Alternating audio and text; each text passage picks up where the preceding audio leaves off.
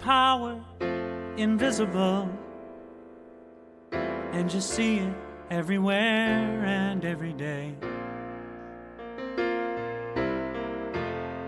One power indescribable, and you speak of it with every word you say. Mysterious until you know the truth, as simple as the love inside of you. Call it God, call it Spirit, call it Jesus, call it Lord, call it Buddha, Baha'u'llah, angels' wings or heaven's door. But whatever name you give it, it's all one power, can't you see?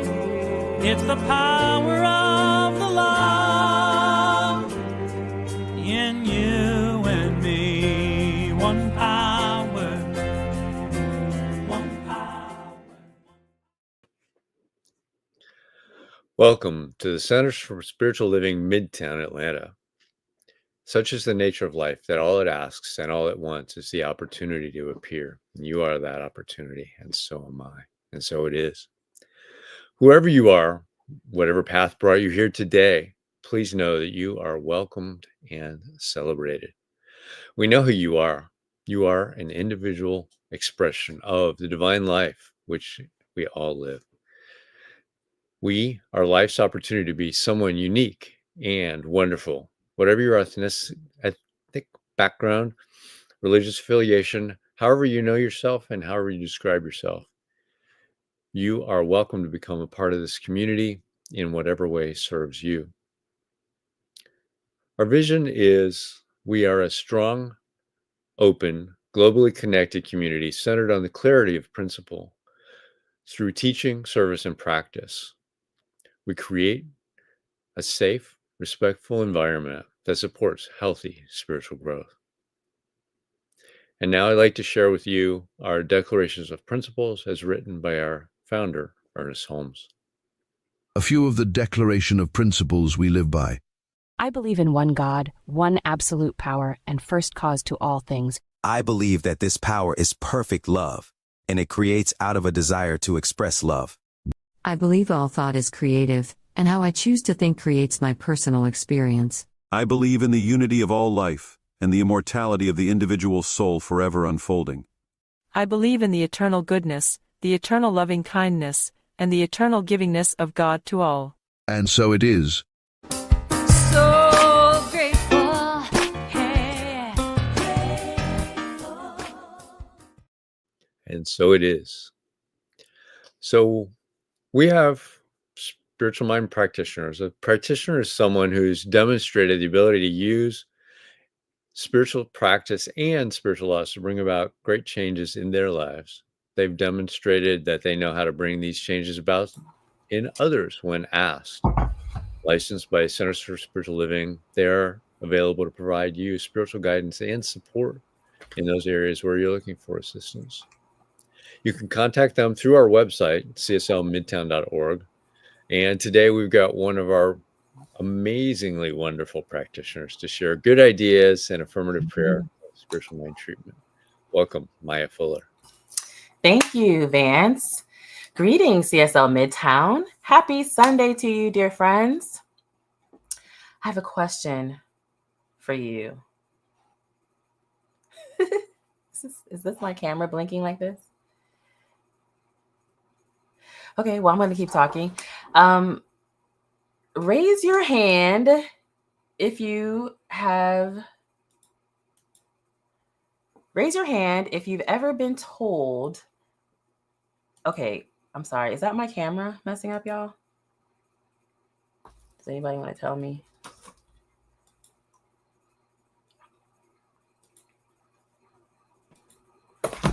You're looking and sounding great from our end. Okay, sorry about that, y'all. You're all... Okay, great. Okay, so I have a question for you, and that is, I would like you to raise your hand to answer. Have you ever been told to visualize success or picture your dream life? Have you ever heard anybody say that we should visualize or picture our dream life? Great. Now, raise your hand if you've also heard of visioning and you're crystal clear on the difference between the two, visualization and visioning. Okay, I have a feeling that some of you did not raise your hand. So since both visualization and visioning are powerful processes that we talk about and use here at Centers for Spiritual Living, I'm going to describe the difference just to make sure we're all on the same page today and hopefully going forward. So visualization versus visioning. What's the difference? Between the spiritual practices of visualization and visioning, visualization is what most people are most familiar with. Visualization is when we use our imagination to consciously bring to mind an image. We can visualize a static image of an individual object. For example, I might say, visualize a bouquet of a dozen red roses. Or it could be a more active, moving scenario. In that case, I could say, see yourself walking up to the front door of your home one evening, just as the sun is beginning to set. And you notice a beautiful bouquet of a dozen red roses sitting at your doorstep. Your face breaks open into a smile with delight because you know exactly who these roses are from, and they're from someone who thinks you're wonderful. In the Science of Mind teaching, we recognize the creative power of our imagination. If we're looking to experience or manifest something in our lives, visualization is a technique we can use to bring that scenario or one just like it into existence on the physical plane. That's part of the fun of the process we call manifestation and demonstration, where our thoughts become things. For generations, visualization techniques have been widely taught throughout the New Thought movement.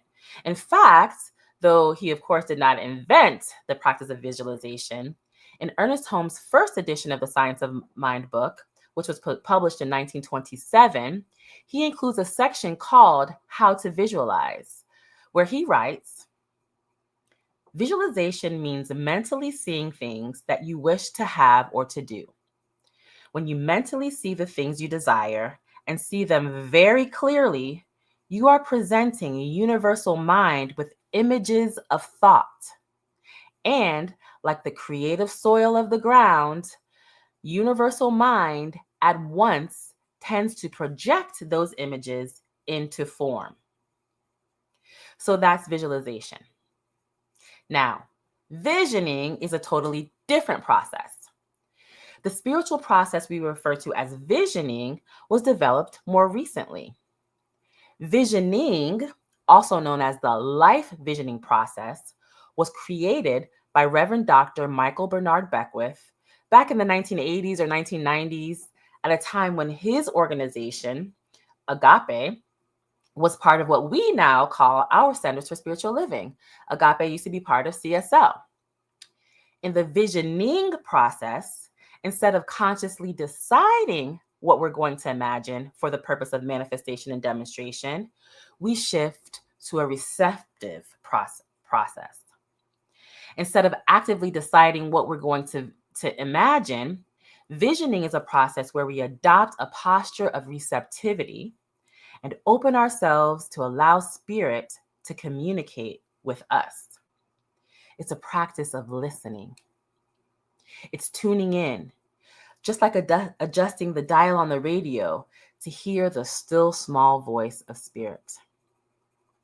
And lo and behold, the CSL Global Themes topic for today's talk, which we'll hear about from Reverend Dr. John Karn this morning, is titled The Still Small Voice, which is a term that comes from 1 Kings chapter 19, verse 12 in the Christian scriptures, the Bible.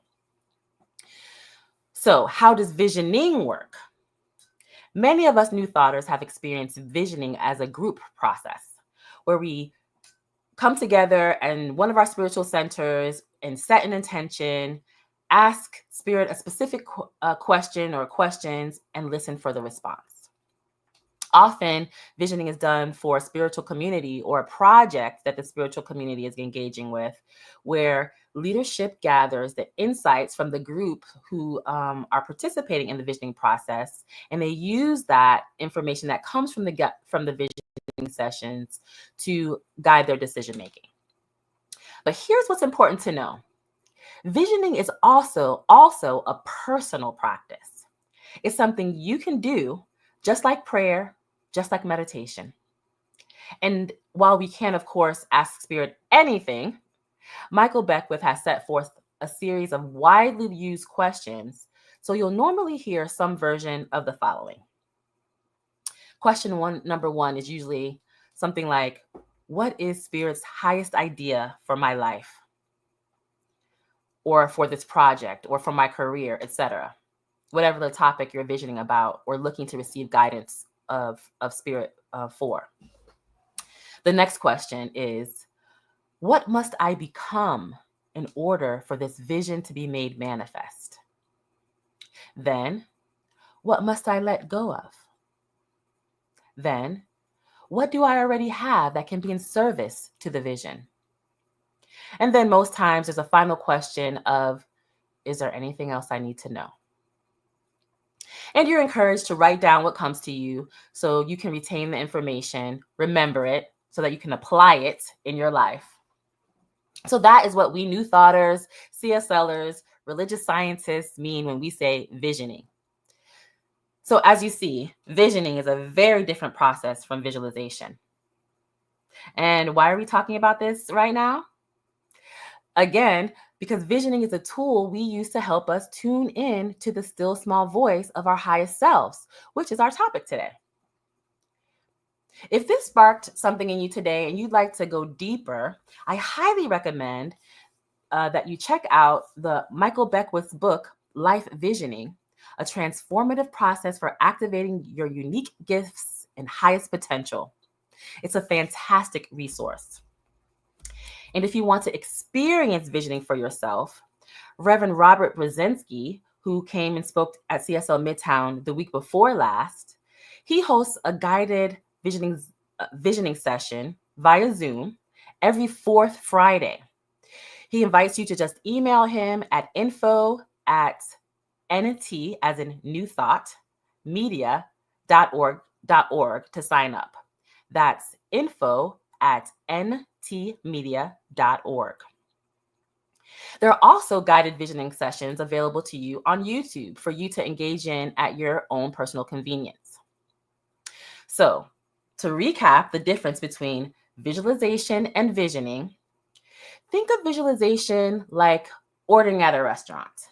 You're picking up exactly what you want off the menu. You have a clear picture. I want the pasta with extra Parmesan cheese and maybe some garlic bread on the side. That's how visualization works. You are deciding and picturing exactly what you want. And visioning is like being invited into the kitchen and asking the chef, who happens to be the divine in the case of visioning, what is the most nourishing, fulfilling meal for me right now? You're not placing an order. You're receiving guidance about what's best for you, even if it's not what you originally had in mind. So that's it. But before we end this segment, raise your hand if you can tell me the difference between the spiritual practices of visualization and visioning. Excellent. And now we're about to hear an incredible message on the still small voice from Reverend Dr. John Karn. But before we move into this message, let's take a moment to center ourselves in spiritual mind treatment. So I invite you to close your eyes, to take a deep breath, slowly release it, settle in your seat, and let yourself settle into this moment, releasing any distractions, any tension, any noise from the outside world. Right here, right now, we turn inward to the sacred presence that's always here. I'm going to recite this treatment in the first person, and I invite you to receive the words that resonate with you. Just giving thanks right now that I know that there is one infinite presence, an eternal, boundless intelligence that moves through all life. This presence is not distant or separate, but as close as my own breath, nearer than my own heartbeat. It is the essence of wisdom, peace, and clarity itself. And because its presence is everywhere, it is within me, right now and always. It speaks not in shouts or demands, but in the quiet knowing, in the subtle nudge, in the peace that surpasseth understanding. I'm one with this divine wisdom, and it is always guiding me. So today, I declare that I am open and receptive to the still small voice of spirit. I release the chatter of doubt, the noise of worry, and the distractions of the world.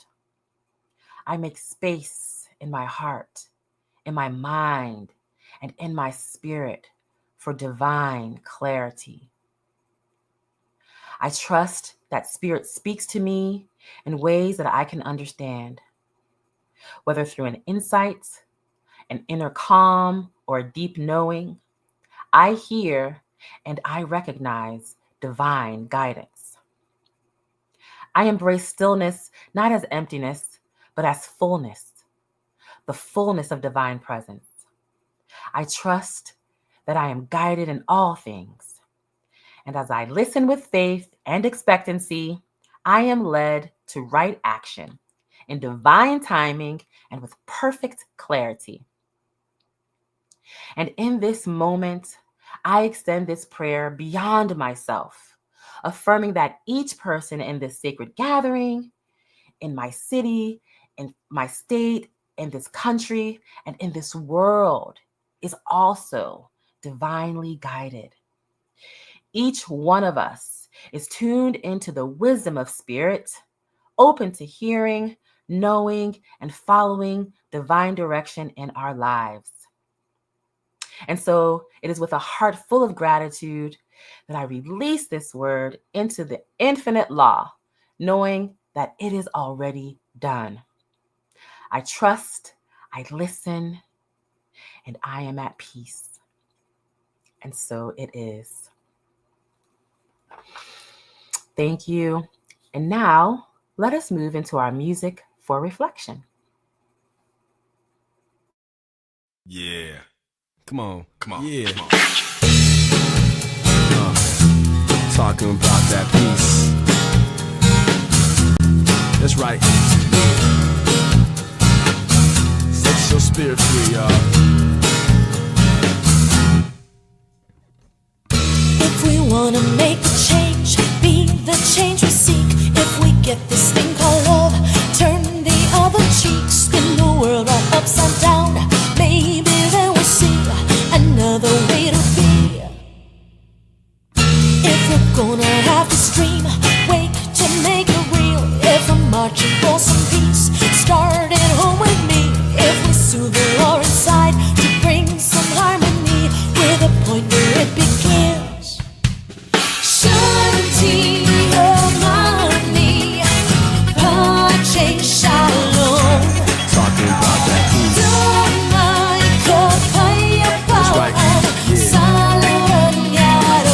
Set your spirit free, y'all. Shanti Ramani, Pache Shalom. Talking about that peace. That's right. Yeah.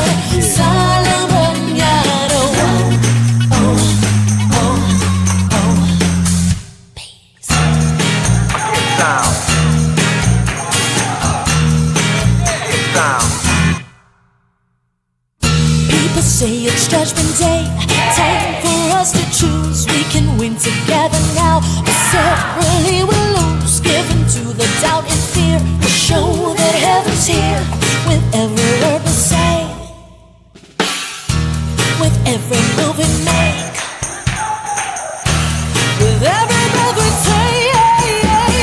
Shanti Omani, Pachi Shalom. Damai Kapaya Pam, Salam Yaro. It's your spirit free. Shanti Omani, Pachi Shalom. Damai Kapaya Pam, Salam Yaro.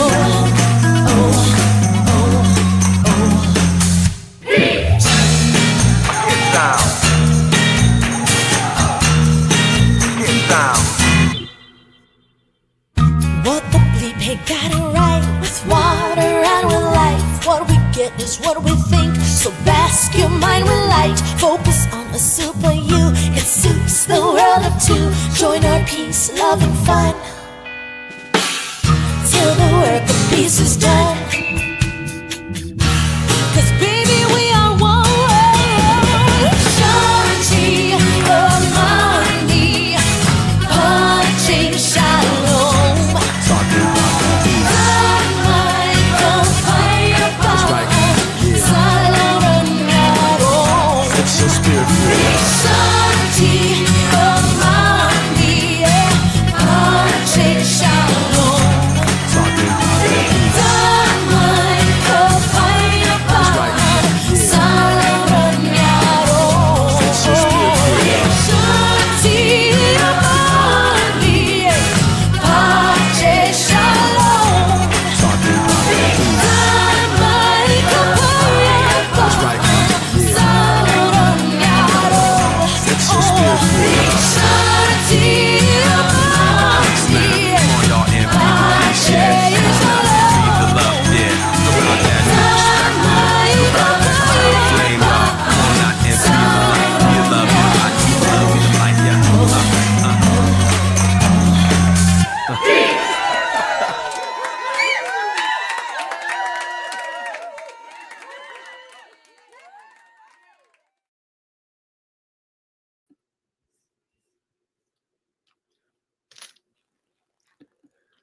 Welcome back. And it's my pleasure to introduce our speaker this morning.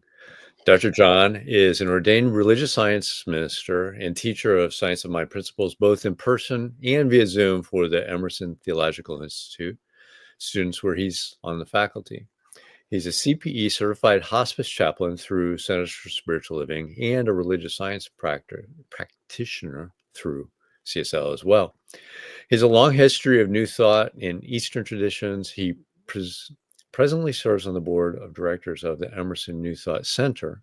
He's a founding member of the Three Mountain Zen, a new Zen study group and practice in Atlanta, along with the Japanese named leader Fusatsu, aka April Jessup Cersei. His passion to serve as a disenfranchised, whether they are four-legged, two-legged, cast out by society anyway. John's message to all is that you are an extension of the divine, and as such, you are greatly loved. Welcome, Dr. John Karn.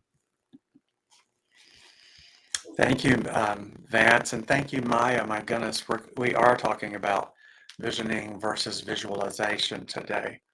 And I think that's a perfect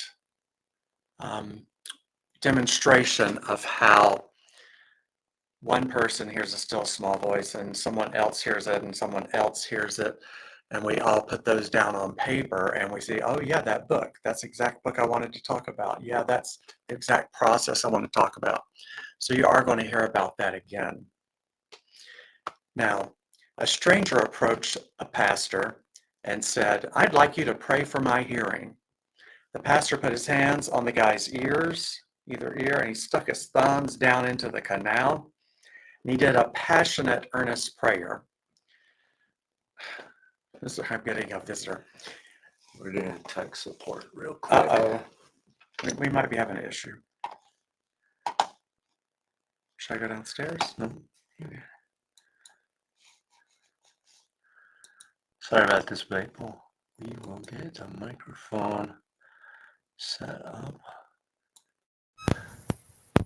All right. Tell us if that sounds better. Can we get a mess? I didn't realize. Yeah. Keep talking. Okay, Diego's saying better. All right. Well, I thanked Maya for her opening. I'm grateful that she's here, and I'm grateful that she and I are on the exact same page today. And I have a joke for you to open our talk. A stranger approached a pastor and said, "I'd like you to pray for my hearing." And so the pastor put his hands on each ear, both ears, and he got his thumbs way down into the canal. And he gave a passionate, earnest prayer. Then he popped his fingers out of the guy's ear canal, and he said, "How's your hearing now?" And surprised, the man said, "Well, it's not till tomorrow." So we'll let that be. I thought it was cute. Today, we're talking about the still small voice within. And we all have it. It's part of our original factory settings. It's about guidance or intuition. And I'm sorry, I'm moving stuff around. In New Thought, we're taught that intuition is actually messages. Messages come from angels, and evangelicals will tell you this intuition is the voice of God. And when you think about it, it's all God, no matter how we label it. And being in touch with that voice gives you the chance to step up in life. One of my favorite spiritual maverick stories is about Mother Teresa. I went to a talk by a CNN photojournalist who had lived on site with her for about 4 years and had unparalleled access to her. She said that, of course, we all know this, Mother Teresa had been a school teacher in Romania, and then she was promoted to the principal position. She had done that for her entire adult life. And she had a dream that Jesus was speaking to her, telling her to go to Calcutta. The Catholic hierarchy didn't want her to do that. She was known for being the teacher and the principal. They wanted to keep her in that box. But she knew something better. She followed that still small voice, and she went to Calcutta. And when she got to India, the only thing she knew how to do was teach school. So she started teaching it in the streets, using the sand as a chalkboard to write her messages. And so what she did essentially was she took a step in faith. She followed the still small voice. She asked, what's the next step? And what's the next step? And what's the next step? And before you knew it, she was telling the government to give her different buildings that were no longer in use. And these people were giving her the buildings. We also know of Michael Beckwith, who Maya spoke with about just a while ago. He has a mega church called Agape in Los Angeles. He's actually from this area, Atlanta area, or at least he went to college here. He is what we call a Morehouse man. Which is a very distinguished graduate of Morehouse. When he got to LA, he and those close to him did a practice called visioning for 6 months before they opened the doors. And you can see what a huge success Agape has been. They all listen for that inner voice. They all wrote down the answers on a piece of paper with the facilitator. And the answer to the question that was a yes 4 times versus a no or versus something else is the one they decide was the still inner voice. And so that's how they pulled that forth. They put it onto a board and they wrote their mission from there. New Thought churches do this probably every few years as the board changes out, and they set themselves up for the next session. Now, I don't know about you guys, but I have an inner sassy voice. And it goes off in my mind almost every day. Now, I know it's not the truth. It's just a smart remark that pops in. And I have to take myself through it and think about it and think, is saying that thought going to be for the better of other people today? Will it be of any use to me? What will it do to me, expressing that thought?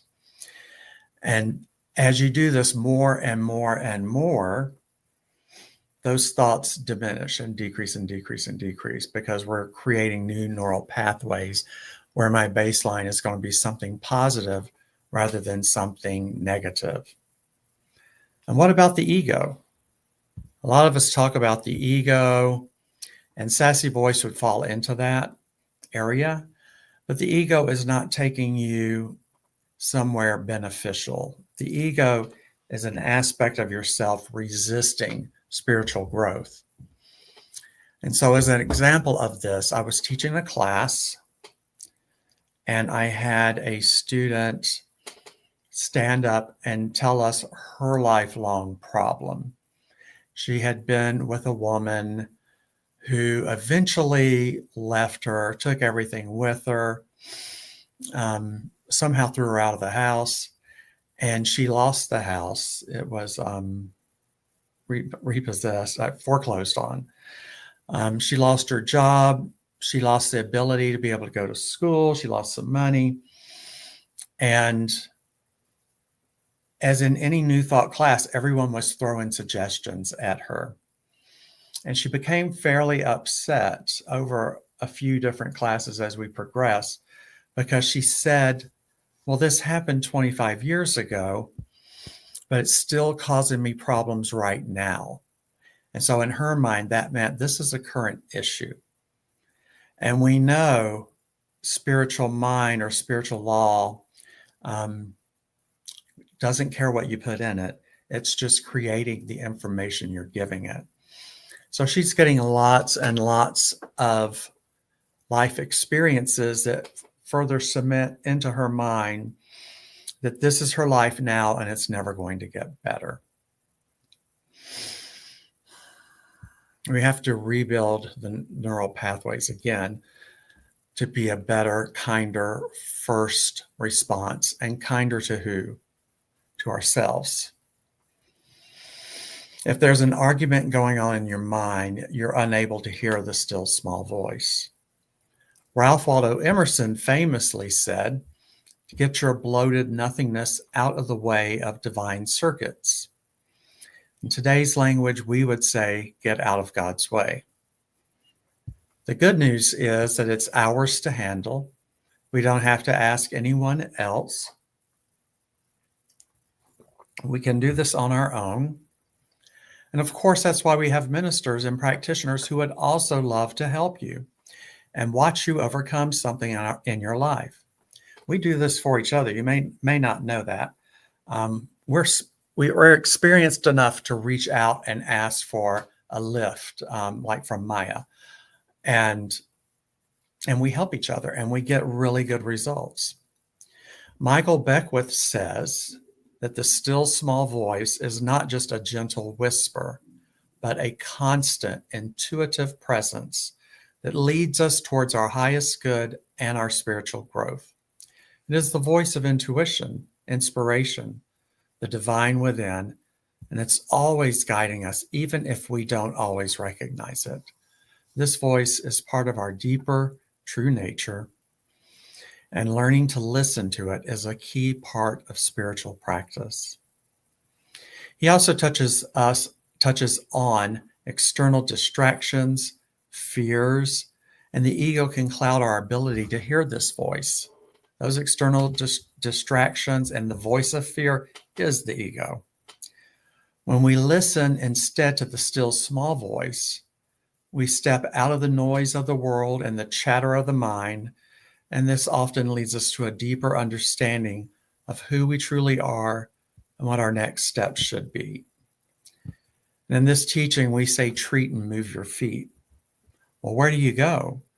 You've done the treatment, so the next step will be in your awareness soon.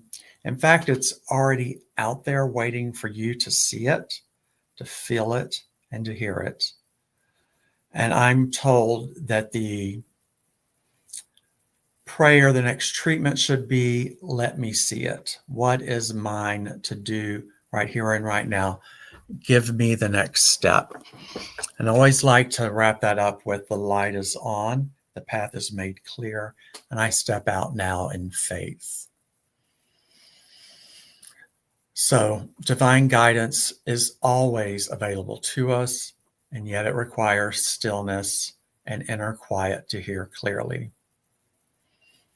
So, are your thoughts taking a break? Is there any time to slip in a period of silence? I have a colleague by the name of Martha Creek, who is from Bug Tussle, Kentucky. And in her wisdom, she says that God is in between the words. That is so good that I have to repeat it. God is in between the words. That's a keeper. So this helps you remember, let's get silent. I want to hear God, my higher self. So how much time are you thinking now nonstop? We have Western minds, and we are now living in the instant information age. And that's a bad combination, actually. We can read the news on our iPhones or our smartphones over and over every day. And it updates frequently, and the story varies a little bit if you wait 10 minutes and check it again.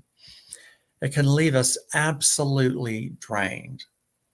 We have to take a breath and step away from the phone, put it down, step away, leave that tablet down too, and don't look at the laptop.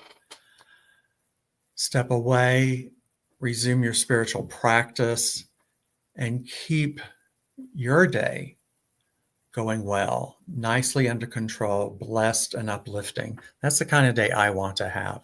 And besides that, when I hear the still small voice, I've created space for that voice to come through, right?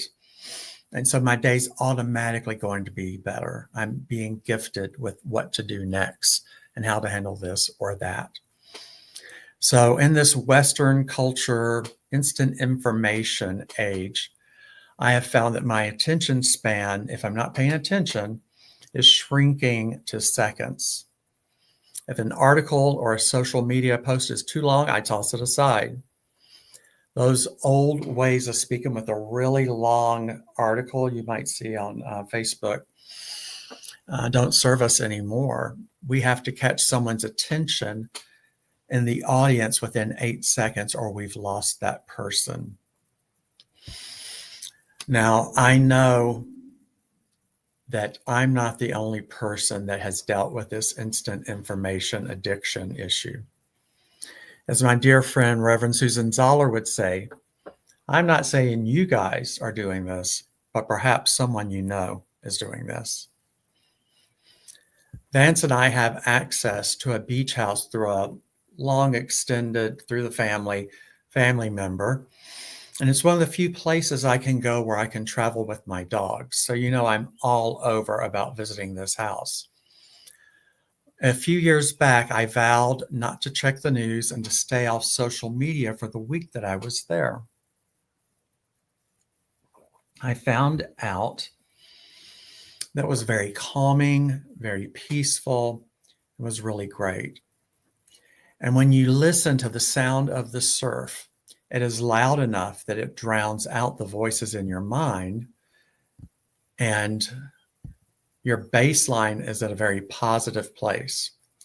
One time I had to do a talk halfway through the week for a graduating class of students in Arizona, and I was able to write an amazing talk, the entire thing within 30 minutes. And normally it takes days to write a talk. You work on it all week. And it was a beautiful talk. And so that's a really good example of how clearing out your mind can help. Now let's give silence a little more attention.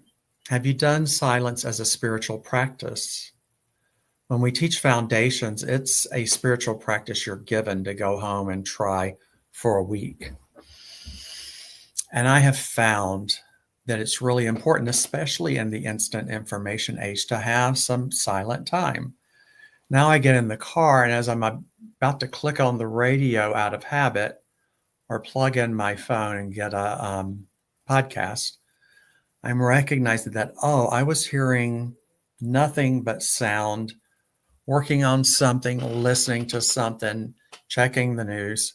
And here I am getting in my car, and I'm about to put on more sound. So that's when we need to stop, and probably stop before then, and have a period of silence. Drive in the silence. It's perfectly fine. spiritual podcasts can be uplifting as well, but if you're needing silence, you need silence. And it should be something you practice every day. We can do meditation and then guide it to a point, but then go into the silence and spend time there. And that can help us get back to our original factory settings.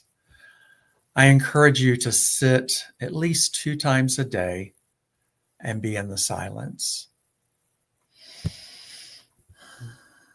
And what I'm seeing is that when we have this information deluge, it is starting as soon as we put down our daily reading. We get all the way through our daily reading, get ready to go to work, and we stop and check the emails and we check the headlines. So we have to be intentional. If we must, you can look at the headlines from your smartphone, from the swipe the downward way so that you can see the headlines, but you're not opening the news. You don't want to get the picture with it because that's when they get you. And you have to remember that the news gets paid by their advertisers by getting your attention in some outrageous way, in a way that draws you in and you're not able to back out. So they want you to look. They want your eyes in the story. And it's completely without concern about how your mental health is that day. So I'm very selective about which articles I will read, and I make sure that I get to the evening before I look at that. That way I am efficient at my work and I'm doing a better job for my employer. Now, we're seeing in the news right now with the Trump presidency, it's like a reality show. And what I'd like to share is that when he was president before this time, before we knew how he would be a president or his techniques, he would make a statement that he's going to do something. Then there would be a whole lot of news around that. And it had not yet happened. It's what's he thinking about? What's he going to do? What is going to come of that? And then what's going to happen next? And we get caught up in that, and then the thing never happens. Or like, as we saw this past week, some things happened, but then they were dialed back, and some other things did not happen. And I heard on the radio, I'm pretty sure on the radio and maybe in the podcast, wanting to bring you in and talk about that. Well, that doesn't help me. That doesn't help me at all. And it doesn't help you. The best thing we can do is ignore that. If something happens, we can tune into it. What would be helpful to me is to turn away from that. It's not going to help me. Give money or support to those organizations that you believe in, and you believe they will be long lasting and they're not going to squander your money. And you can be on either side of this. And it's good advice, no matter how you look at that. Give to the causes you believe in, give to the causes you think will be most effective. And don't give your attention to news outlets that are just trying to bring you in for ratings for their advertisers. You'll hear Donald Trump also talk about ratings. So he knows, he's very self-aware, and he knows the process. In The Infinite Way by Joel Goldstein, he says that man is not able to enjoy the fruits of the kingdom for the reason that he has not prepared the atmosphere within himself, which can receive the still small voice. So let me say that again. Man is not able to enjoy the fruits of the kingdom for the reason that he has not prepared the atmosphere within himself, which can receive the still small voice.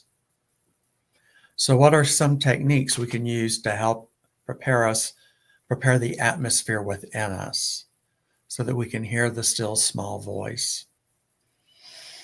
Going back to Michael Bethwick's book on visioning, he says that he encourages individuals to create space for inner stillness through practices like meditation, prayer, and mindfulness. In this stillness, we can hear the voice of divine wisdom, and it offers guidance in every aspect of our lives. I believe that when we are in alignment with this voice, we experience greater clarity, greater peace, and a sense of purpose. A gratitude practice also is said to clear the way for your good to come through. By practicing the stillness and being open to that voice of spirit, we can tap into a higher level of wisdom and understanding. Our call to action this week is to work on our daily spiritual practice and perhaps honor a few practices that you've set aside for a while, such as actively being in silence, spending time visioning, spending time visualize, and that's where you see it as done. Spend time in meditation, spend time listening to the surf. And yes, I found the surf on YouTube as well. It helps. When we have to be willing to do the spiritual work to clear the way for that voice to come through and fill it as well. It's always accurate. It never lets you down. It lets us forget about us and them. Remember, if we are in us and them, we are out of spiritual alignment. Let us all know each other as part of ourselves and forgive ourselves for the stress that is out there. I'll say that again. Let us forgive ourselves for the stress that is out there. We have something to do without being out in front of us, and that's a tough one to work on, but it's the truth. Our affirmation for the week is, I am guided by the still small voice within me, and this is my truth, and this is your truth, and so it is. Amen, amen, amen.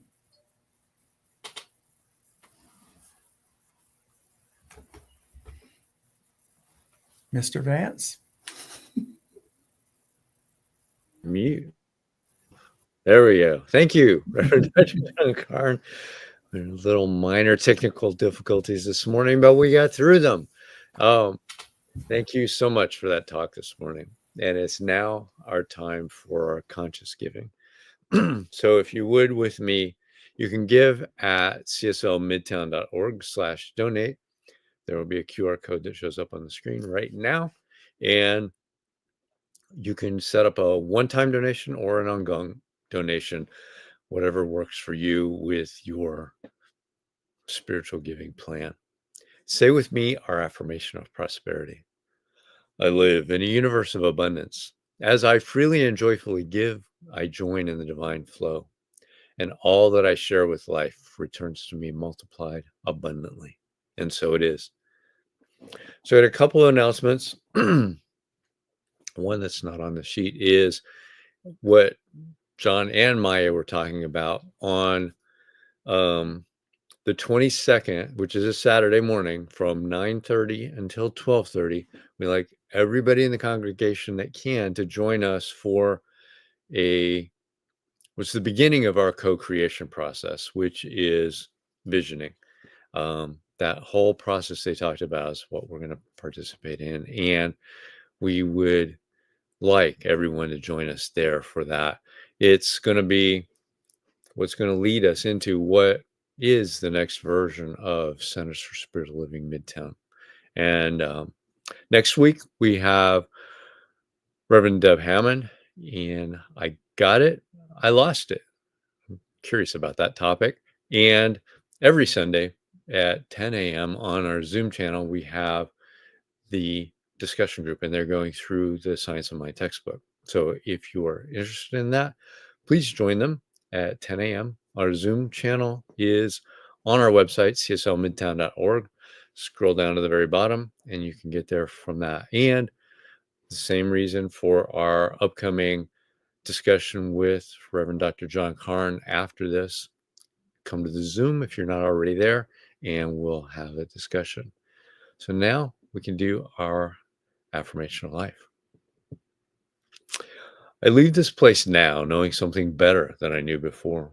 I go forth into the world with a heart full of love and a mind full of good sense. I look at the world in a greater way, knowing that I have within me everything I need to create the life I desire. I give thanks for this understanding, and I am grateful for the spirit of life that lives through me. And so it is.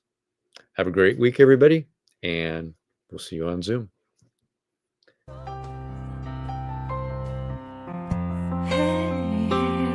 I'm so grateful.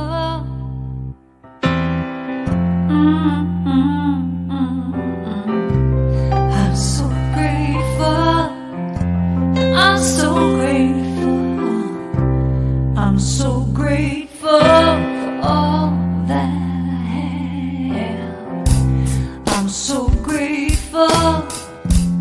I'm so grateful. I'm so grateful for all that I have. Hey! Oh yeah. Grateful. I just say I am so grateful every day for all I have. Every day. I'm so grateful. I'm so grateful. I'm so grateful for all I have. Every day I say it. Grateful. How I'm grateful. Every day. Oh yeah. I am so grateful. Oh yeah. I'm so grateful. 'Cause I accept and I receive. I am so grateful. Oh yes, I am. I am so grateful. Hey, grateful. I just count my blessings. Grateful. I just count my blessings.